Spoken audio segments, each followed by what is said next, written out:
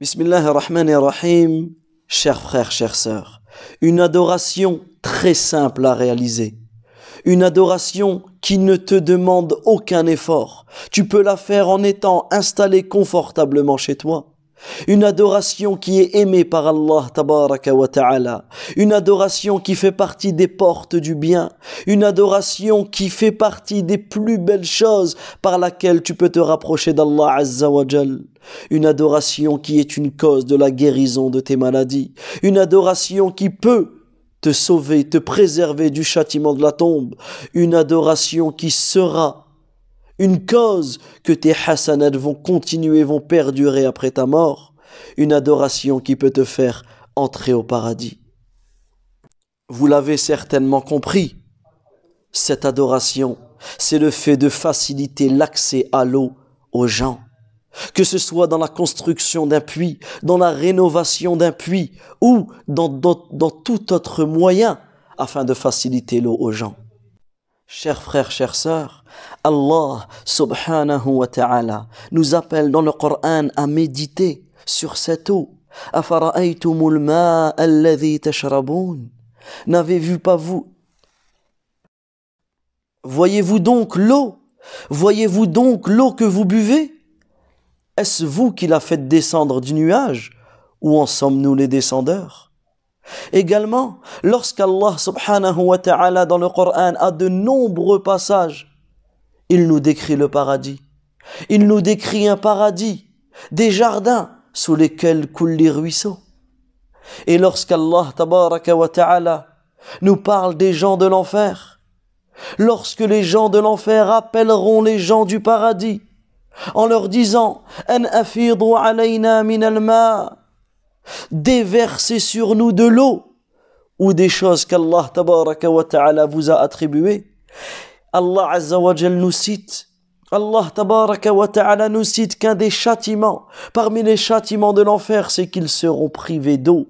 Qalu inna Allah harramahuma ala al-kafirin. Ils diront certes Allah tabaraka wa ta'ala les a interdits pour ceux qui ont mécru. Donc nous devons méditer, réfléchir sur cela et nous devons prendre conscience de l'importance de cette eau, l'importance de faciliter l'eau aux gens. Et le prophète Muhammad sallallahu alayhi wa sallam nous informe que parmi les meilleures des aumônes, il y a le fait d'abreuver les gens en eau. Et surtout lorsque ils sont dans un pays ou dans un endroit où il y a peu d'eau, où l'eau n'est pas facile d'accès. Comme Abdullah ibn Abbas radiyallahu anhuma le rapporte que le prophète alayhi salatu wa salam il dit afdalu sadaqa saqyul ma, la meilleure des aumônes, c'est le fait d'abreuver les gens en eau, de donner de l'eau à boire aux gens.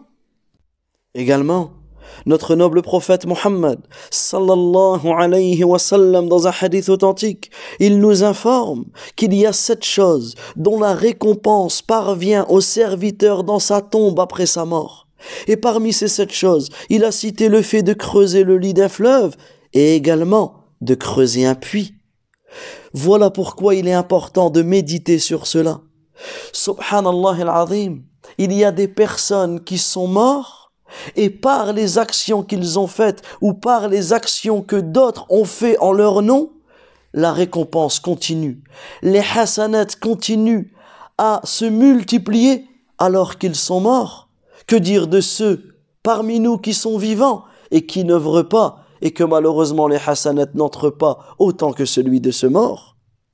Et également, le prophète alayhi salatu wa salam nous rappelle dans le hadith que lorsque le fils de Adam, lorsque l'être humain meurt, toutes ses actions s'arrêtent, sauf 3 catégories d'actions. Et parmi ces actions, une sadaqa jariyah, une sadaqa qui perdure. Et quoi de plus beau que de faciliter l'eau aux gens? Voilà pourquoi, en ces jours magnifiques, en ces nuits bénies, il est important de dépenser dans le sentier d'Allah, subhanahu wa ta'ala, notamment en faisant les plus belles des actions. Que ce soit en ton nom, fais-la pour toi, afin de gagner un maximum de hasanat, que ce soit en faveur de tes parents. Quel plus beau cadeau tu peux faire en faveur de tes parents que de leur offrir un puits en leur nom, qu'ils soient vivants ou morts, que ce soit pour tes enfants, ou que ce soit un enfant qui le fait envers ses frères et sœurs, ses parents, ou même un mari envers son épouse. Tu peux faire cette sadaqa au nom de quelqu'un. Chers frères, chères sœurs, méditons ensemble sur Sa'd ibn Ubadah, radiyallahu an, ce noble compagnon qui a été touché par la mort de sa mère. Alors il a été voir le prophète Mohammed, sallallahu alayhi wa sallam, en lui demandant quelle est la meilleure des sadaqas, quelle est la meilleure des aumônes. Alors le messager d'Allah, sallallahu alayhi wa sallam, de répondre al-ma, l'eau. Le prophète alayhi salatu wa sallam de lui expliquer, de lui informer que la meilleure des sadaqas était la sadaqa de l'eau. Alors Sa'd, qu'est-ce qu'il a fait radiyallahu an? Il a creusé un puits et il a dit Hadihi li ummi Sa'd, ceci est pour la mère de Sa'd. Chers frères, chères sœurs, médite avec moi sur cet homme dans le hadith que nous rapporte Abu Huraira radiyallahu an. Cet homme qui marchait et qui a été pris d'une très forte soif. Alors, il a trouvé un puits. Il est descendu dans ce puits dans lequel il a bu. Ensuite, lorsqu'il est ressorti, il a vu un chien tellement assoiffé, qui tirait la langue et qui mangeait de la terre tellement il avait soif. Alors l'homme, il s'est dit, il a atteint un niveau de soif comme le mien. Alors qu'est-ce qu'il a fait? Il a rempli sa chaussure d'eau. Il a attrapé avec sa bouche, il est descendu dans ce puits, il a rempli sa chaussure d'eau, il l'a attrapé avec sa bouche, il est remonté et il a abreuvé ce chien, il a donné à boire à ce chien. Alors Allah tabaraka wa ta'ala l'a remercié pour cela en lui accordant son pardon. Et lorsque les compagnons radiyallahu anhum ont entendu cette histoire narrée par le prophète alayhi salatu wa salam, qu'est-ce qu'ils lui ont dit? Ils lui ont dit, est-ce que même pour les animaux nous pouvons prendre une récompense? Alors le prophète alayhi salatu wa salam de dire, pour toutes les choses vivantes. Naam, pour toutes les choses vivantes. C'est-à-dire que le puits que tu vas faire, le puits que tu vas creuser, la personne qui va boire, tu vas prendre une hasanat.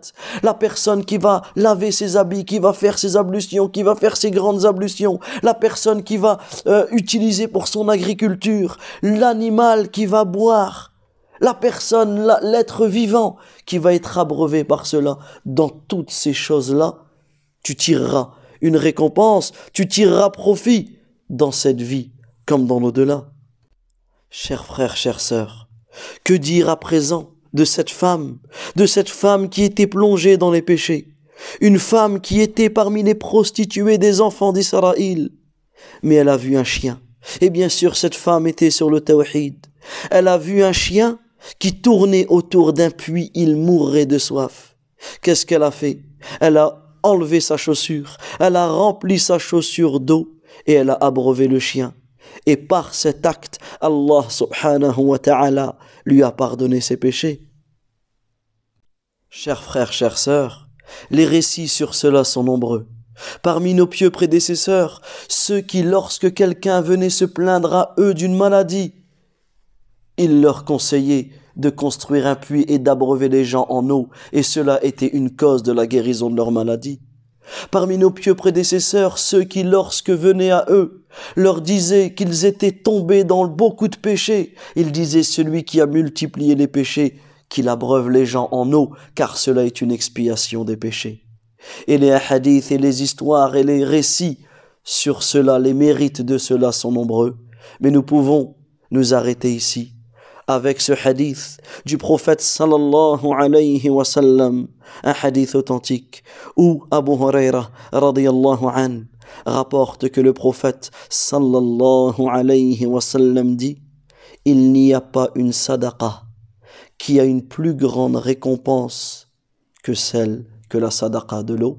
Wallahu ta'ala a'lam wa sallallahu wa sallam ala nabiyyina Muhammad وعلى آله وصحبه أجمعين.